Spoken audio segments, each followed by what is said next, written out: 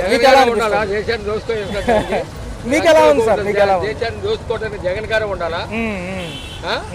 ఒక ఉపాధి లేదు, ఒక ప్రధానం లేదు, ఒక పాడు లేదు, దేశం నష్టం చేసి ద్వారా చండాలం చేసినట్టు జగన్ గారు. అదే మీరు చెప్పగలరా? ఆటో 10,000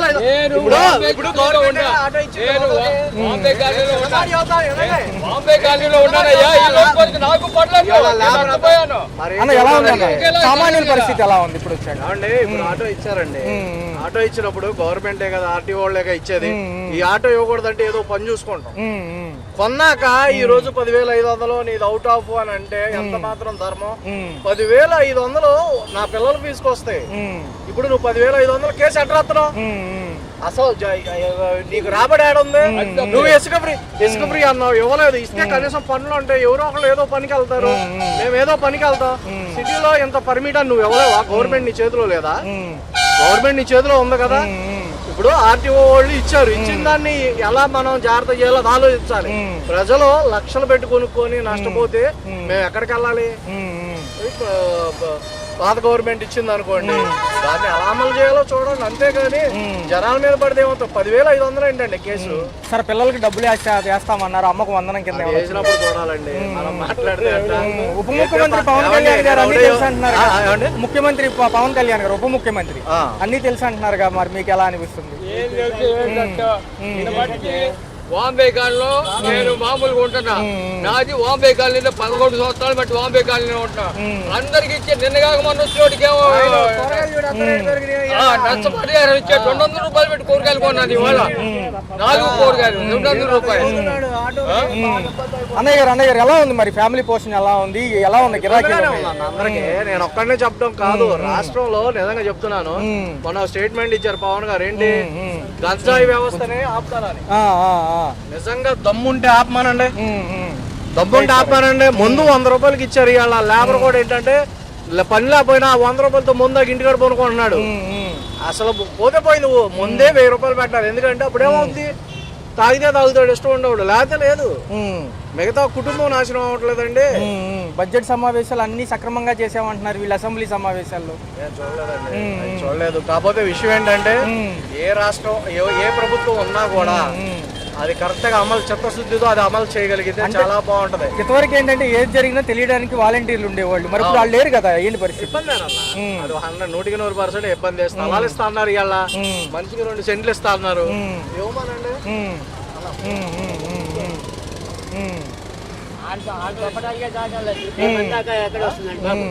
ఇప్పుడు 2 సెంట్లు స్థలాలు ఇస్తా అన్నారన్న.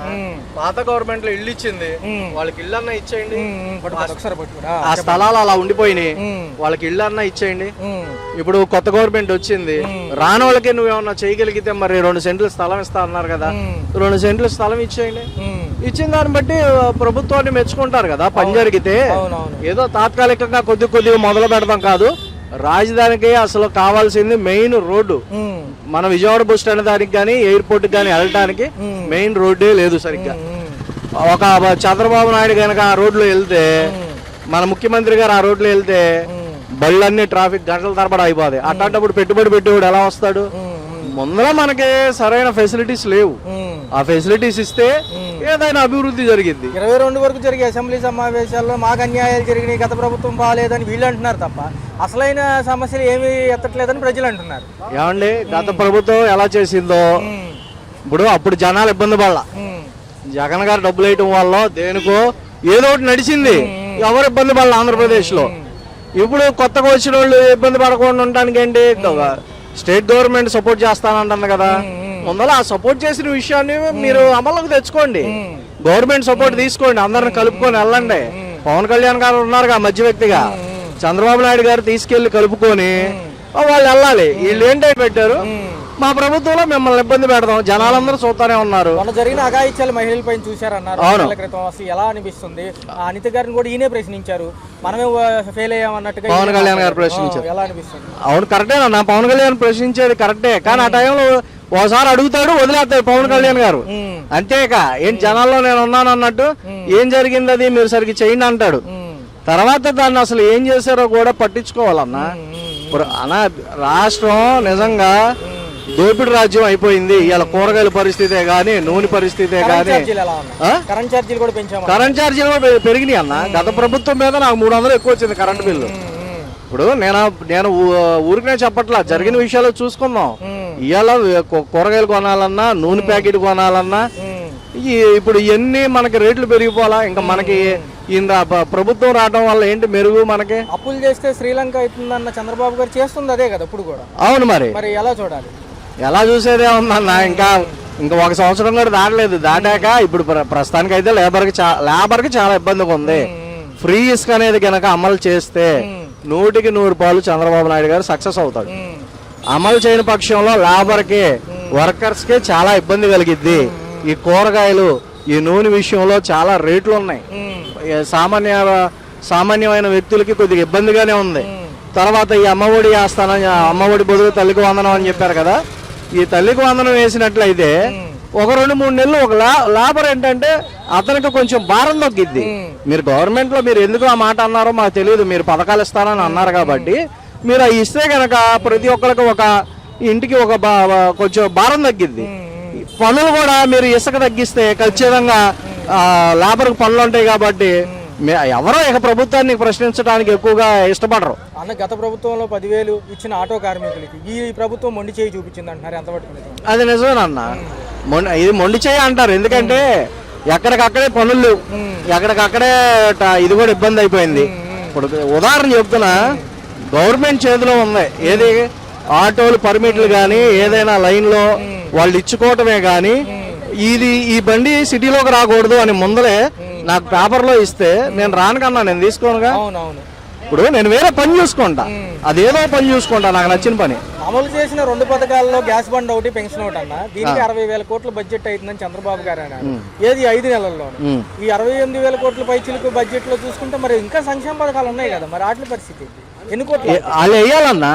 ఇప్పుడు స్టేట్ గవర్నమెంట్ ప్రకారంగా ఈ సమస్యలన్నీ కూడా స్టేట్ గవర్నమెంట్ దగ్గర తీసుకెళ్లి ఇంత అయింది కాబట్టి ఆ రోజు మీకు భరోసా ఇచ్చారు కాబట్టి ఖచ్చితంగా ప్రతి స్కీమును కూడా అమలు చేయాలి. మా దగ్గర లేవనడానికి ఇక్కడ ప్రజలు ఇప్పుడు జగన్ అలా ఇచ్చారు. ఆ లెక్క జగన్ ఇప్పుడు లేవన్నారు, జగన్ ఇచ్చినప్పుడు చూద్దామని అన్నారు. ఇప్పుడు ఇచ్చాడు కదా, అమలు చేశాడు కదా అట్టొకట్ట. ఇప్పుడు మరి బానే ఉంది కదా. ఇప్పుడు మళ్ళీ అప్పుడు జగన్ కి స్టేట్ గవర్నమెంట్ సపోర్టింగ్ లేదు. ఇవాళ చంద్రబాబు నాయుడు గారికి స్టేట్ గవర్నమెంట్ సపోర్ట్ ఉంది. ప్రతి ఒక్కరికి మేలు చేయొచ్చు, చెయ్యాలి అనుకుంటే గనక ప్రతి ఒక్కరికి మేలు చేయొచ్చు. ఎలా ఉంది తెలుగు రాజ్యం అని YouTube channel sir, YouTube channel ఎలా అనిపిస్తుంది?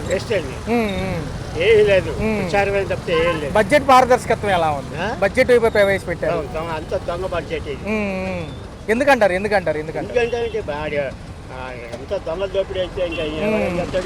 పథకాలు అమలు వైపు వెళ్తామన్నారు, అది కూడా అంత శూన్యమేనంటారా?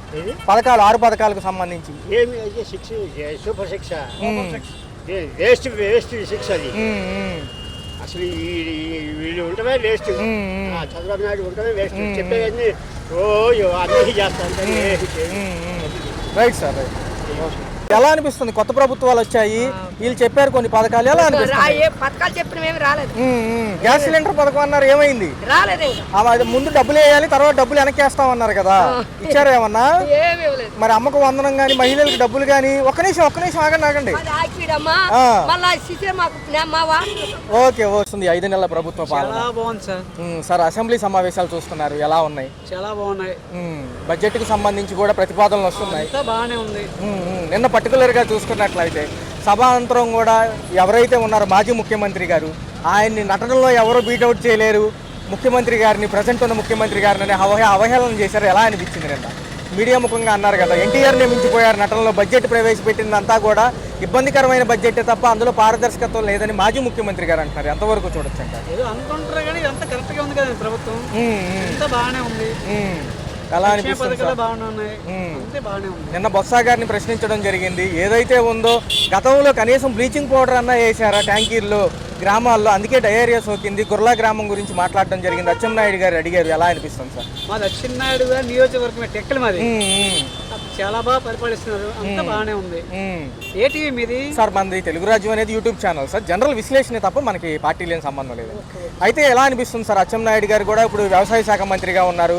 ఆయన కూడా 14,000 కోట్లు ఒక శాఖకి దాంట్లోకి సంబంధించి రైతులకు సంబంధించి ఎలా అనిపిస్తుంది ఈసారి? చాలా బాగుంది సార్, అంతా బాగానే ఉంది. గత ప్రభుత్వం పనితీరులు ఎలా అనిపించినాయి మీకు? ఆ ప్రభుత్వం బాగోలేదు, రాజధాని లేదు, ఏం లేదు. రాజధాని అమరావతి కూడా డెవలప్ అవుతుంది, అంతా బాగానే ఉంది. లోకేష్ గారు ఉద్యోగ కల్పన గురించి మాట్లాడడం జరిగింది. 20 లక్షల ఉద్యోగాలతో పాటు టీసీఎస్ అమరావతికి సంబంధించి ఇంకా కంపెనీలు వస్తాయంటున్నారు. రిలయన్స్తో ఒప్పందం కుదిరింది అంటున్నారు ఈసారి. కుదిరింది కదా, చూస్తున్నారు కదా, అంతా బాగానే ఉంది. ఓకే సార్, కొంచెం వెనక్కి వెళ్దాం సార్, కొంచెం వెనక్కి వెళ్దాం సార్. మరి ఎలా ఉంది ఈ 22 వరకు జరిగే ఈ యొక్క సభలకు సంబంధించి? ఇంకా ఏమైనా బిల్లులు రాబోతున్నాయి? ఇంకా 3 బిల్లులు చర్చ జరిగినాయి నిన్న. ఏదైతే అనిపిస్తుందో ఎలా ఉన్నాయి సార్? అంటే ఈ పరిణామాలు నిజంగా ఖచ్చితమైన బడ్జెట్ అంటారా? ఖచ్చితమైన బడ్జెట్ సార్, బాగానే ఉంది. మరి ఎలా ఉంది సార్? చూసుకున్నట్లయితే హోంమంత్రి అనిత గారు కూడా ఏమన్నారు అంటే, మహిళలకు సంబంధించి ఏదైతే గ్రామ సచివాలయాలు పోలీసుల విభాగంలో ఉండే మహిళలకి ఒక పారదర్శకత్వంగా మేము రిలీజ్ చేస్తాము, ఎలా పనిచేయాలి అని చెప్తున్నారు. ఎలా అనిపిస్తుంది ఈసారి? అంతా బాగానే ఉంది సార్. ఓకేనా? పవన్ కళ్యాణ్ గారి పనితీరులు ఎలా ఉన్నాయి? పనితీరు కూడా బాగానే ఉంది. ఉప ముఖ్యమంత్రిగా ఆయన అడుగుపెట్టడం జరిగింది అసెంబ్లీలో. ఈసారి ఆయన కూడా నిన్న లిక్కర్ పాలసీ గురించి చర్చించారు. ఏదైతే 18,000 కోట్లు ఉండుంటే పోలవరానికి కొంచెం హెల్ప్ అయ్యేది అంటున్నారు. ఎలా చూడాలి? ఏదైతే గత ప్రభుత్వాలు చేసిన మోసం ఏదైతే లెక్కల్లోకి రాలేదు, మద్యం పాలసీ గురించి మాట్లాడారు సార్. గత ప్రభుత్వాలు ఖజానాలో చూపించలేదంట లెక్కలు. గత ప్రభుత్వం ఏంటంటే అన్ని చెత్త మందులు ఇచ్చి ప్రజలకు ఇబ్బంది పెట్టారు. మంచి మందు అందరూ బాగానే ఉందంటారు. నేనైతే మందు తాగను, కానీ అందరూ కూడా బాగానే ఉందంటున్నారు. ఎలా ఉంది సార్? రాబోయే 5 ఏళ్ళు ఎలా ఉండబోతుంది? ఎన్డీఏలో భాగంగా ఉన్నారు కదా. చాలా బాగుంటుంది సార్. మోడీ గారి హయాంలో జమిలీ ఎలక్షన్స్ కూడా ఖచ్చితంగా జరుగుతాయి అంటారా? జరగదు సార్. కొంచెం విశ్లేషణ ఎందుకంటారు? అంత యంత్రాంగం లేదంటారా? ఇప్పుడు అంటుంటారు, అలాగే జరగని నా ఉద్దేశం. మరి ఈ యొక్క బడ్జెట్లకు సంబంధించి 2.9 లక్షల కోట్లు వచ్చే ఆర్థిక సంవత్సరం 2025 మార్చి వరకే అంటున్నారు. తర్వాత మళ్ళీ ఏమైనా ప్రకటించే అవకాశం ఉందా? ప్రకటిస్తారు కదా ఆటోమేటిక్గా. నెక్స్ట్ బడ్జెట్ ఉంటుంది కదా. నిత్యావసర సరుకుల ధరలు, కరెంట్ ఛార్జీలు ఎలా అనిపిస్తున్నాయి? కరెంట్ ఛార్జీలు ప్రజెంట్ పెంచలేదు కదా, ఇంకేమి ఇంతకుముందు పెంచారు, ఇంకేం పెంచలేదు. రోడ్డు వ్యవస్థలు ఎప్పుడు బాగుపడతాయి అంటారు? వేస్తున్నాయి కదా రోడ్లన్నీ, ప్రతి గ్రామ పంచాయతీ రోడ్లు వేస్తున్నారు, రోడ్లు బాగానే ఉన్నాయి. మాజీ ప్రభుత్వాల మంత్రులు ఎవరైతే ఉన్నారో 11 స్థానాలే దక్కినాయి కాబట్టి రాలేదు అంటున్నారు. ఒక 2 ఎమ్మెల్సీలుగా ఉన్న ప్రెసిడెంట్ ఒకళ్ళే వచ్చారు తప్ప ఎవరు రాలేదు సార్. వస్తే బాగుండేది అనేది ప్రజల ఆహ్వానం. అంటే వస్తే మంచిదే కదా, ప్రతిపక్షాలు అడుగుతారు, ఏమైనా కూర్చొని చేస్తుంటారు. రాలేదు, నాకే చేయలేదు కదా. ఎలా ఉండబోతుంది సార్ 20 లక్షల ఉద్యోగ కల్పన? ప్రభుత్వము మరియు ప్రైవేటు సమన్వయంతో లోకేష్ గారు ఇస్తానంటున్నారు. యువతకి ఈసారి ఆశలు పెట్టుకోవచ్చు అంటారా? ఆశలు పెట్టుకోవచ్చు, ఇస్తారు తప్పకుండా. Right sir, right sir. ఎలా ఉంది? ప్రభుత్వాలు కొత్తగా వచ్చాయి, గతం కంటే ఇది ఇప్పుడు బాగుందా, గతమే బాగుందా సార్? 20 లక్షల ఉద్యోగ కల్పన మా బాధ్యత అంటున్నారు. ఈసారి యువత ఆశలు పెట్టుకోవచ్చా? 20 లక్షలు కావచ్చు, 15 లక్షలు ఇస్తాడుగా. 15 లక్షలు కావచ్చు, 10 లక్షలు ఇస్తాడుగా. పోయినసారి పొగడు 200 కూడా ఇవ్వలేదుగా. వాలంటీర్లు చెప్తాడు ఒక 4,000. అవును సార్, అవునవును. ఈ వాలంటీర్ సెక్షన్ కూడా లేదు సార్. ఎలా అనిపిస్తుంది ఈసారి? ఏం పర్లేదు, బాగానే ఉంది. అసెంబ్లీ సమావేశాల్లో కూడా బడ్జెట్లు ప్రవేశపెట్టారండి. అడిగేస్తే కానీ ముందుకు వెళ్తాం, వెనక అడిగేస్తే వెనక్కే పోతాం. మొన్న సోమవారం నుంచి జరుగుతున్న అసెంబ్లీ సమావేశాల్లో బడ్జెట్లు ప్రవేశపెట్టారు సార్. ప్రతిపక్షాలు ఏమో తక్కువ ఇచ్చినాయి అని వీళ్ళు, లేదండి ఇప్పుడున్న బడ్జెట్లు వచ్చే 2025 ఆర్థిక సంవత్సరం వరకే అని వీళ్ళు అంటున్నారు. ఎలా అనిపిస్తుంది? ఇవన్నీ బాగోలేదండి. వాడు దెంకొచ్చి అప్పులు దెంకొచ్చి ఇచ్చాడు. వాడు 60% వాళ్ళు దెంగారు, 40% ఏమో జనాలకి ఇచ్చాడు. ఏంటి ఇటు నుంచో రూపాయి తెచ్చుకుంటే రూపాయి ఖర్చు పెట్టుకోవచ్చు, అది పద్ధతి. నిన్న జరిగిన అప్పులు తగ్గించి అన్ని అప్పులు ఇచ్చి 10 రూపాయలు ఇచ్చావు, ఇంకో 10 రూపాయలు ఇస్తావు. రేపు మళ్ళీ 10 రూపాయలు ఇస్తావా? దెంగరా బాబు, 20 దిక్కులేదు, ఆ 10 అక్కడ తెచ్చిస్తావు అని అంటావు. నిన్న జరిగిన అసెంబ్లీ సమావేశం అనంతరం కూడా మనం చూడాలి. ఏమైందంటే జగన్మోహన్ రెడ్డి గారు ఈ నటుడు అంటున్నారు ముఖ్యమంత్రిని. ఎలా చూడాలి? అంటే ఇప్పుడు తప్పదు, కానీ డెవలప్ లేకుండా నీకు 100 ఇచ్చారు, నీకు 50 ఇచ్చారు అనేది వేస్ట్. లిక్కర్ పాలసీలు 18,000 కోట్లు అవతల జరిగినాయి అండి సార్. అది ఉంటే ఎంతో కొంత పోలవరానికి వచ్చాయంటే జరిగే ఉంటాయి. లిక్కర్లు అంటే జరిగే ఉంటాయి, గ్యారెంటీ జరిగి ఉంటాయి. ఎందుకంటే 60-70 రూపాయలు కొన్ని కోట్లు ఒకేసారి 150 రూపాయలు పెడితే మరి 10,000 కోట్లు జరగక ఏం జరుగుతుంది సార్? ఎలా ఉంది సార్ మోడీ గారి హయాంలో 5 ఏళ్ళు ఎలా ఉండబోతుంది? బాగానే ఉంటుందండి. ఉప ముఖ్యమంత్రిగా పవన్ కళ్యాణ్ గారు ఉన్నారు. అది దాన్ని బట్టే ఇప్పుడు లాగుతుంది జనం. అదే ముందు వీడు తప్పు చేస్తే వాడేమంటాడో, వాడు తప్పు చేస్తే ఈడేమంటాడో అనే భయంతో కొంతవరకు మెరుగ్గా ఉంది. మహిళల పైన లేకపోతే అసభ్యకరమైన పోస్టుల పైన నిన్న చర్చించడం జరిగింది, ఎలా అనిపిస్తుంది సార్? అవన్నీ మామూలే.